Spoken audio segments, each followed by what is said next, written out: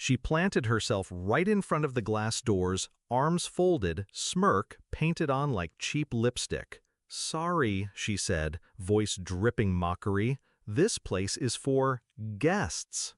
Behind her, the marble lobby gleamed. My hotel.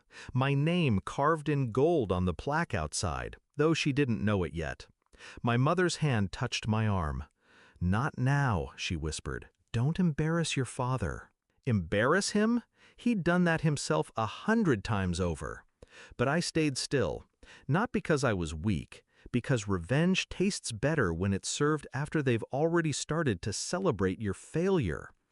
And then his boss walked in, my father's boss, the man who controlled his entire career.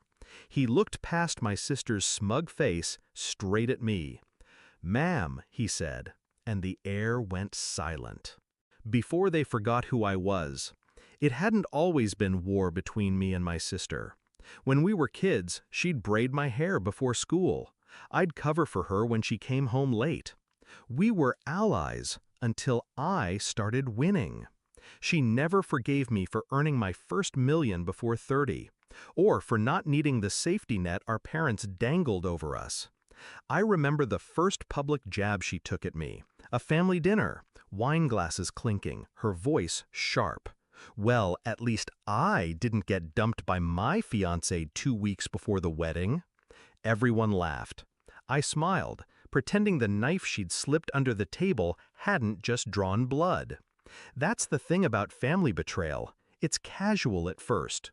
A joke here, a dismissal there, until one day you're standing outside your own hotel and your sister is blocking the door like a security guard you didn't hire. The breaking point.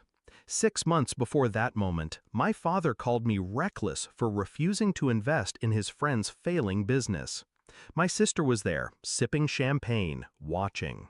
2 days later, she posted pictures online, her draped across a suite in my hotel, claiming she'd found a luxury escape I could never afford. It wasn't just a post, it was a performance. One meant to tell the whole family I was failing. That was the night I stopped trying to prove myself to them. I decided I wouldn't just set the record straight, I'd burn it, rewrite it, and make them choke on every word. The quiet plan.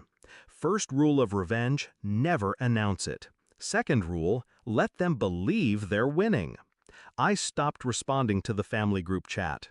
I let my sister post more pictures in her favorite hotel, my hotel. She didn't know the shell company that owned the property belonged to me. I made sure the staff played along. Meanwhile, I bought the adjacent building, renovated it, turned it into an exclusive event hall. I sent a personal invitation to my father's boss for its grand opening. Timing mattered. My father was up for a promotion, one his boss would decide. I knew if the man saw who really held the cards in this city, the balance of power at home would shift forever. The setup. 2 weeks before the opening, I called my mother, told her I'd be in town. She insisted we drop by the hotel my sister loved so much. She didn't know she was walking into my trap.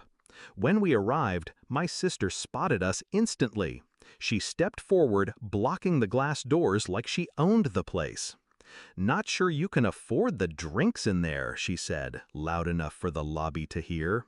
My mother hissed at me to let it go. My father, lingering nearby, said nothing, but the corner of his mouth lifted. Approval. Perfect. The reveal.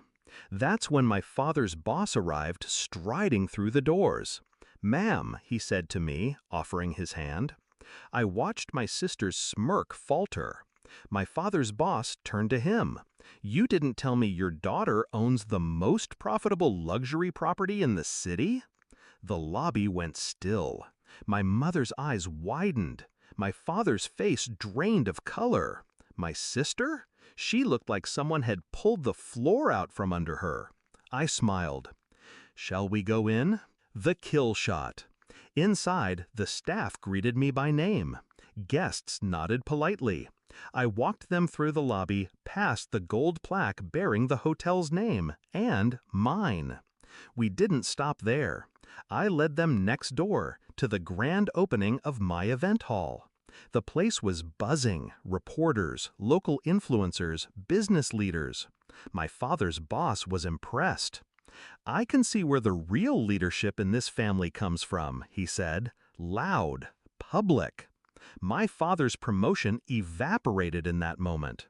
Not because I sabotaged him directly. I didn't need to.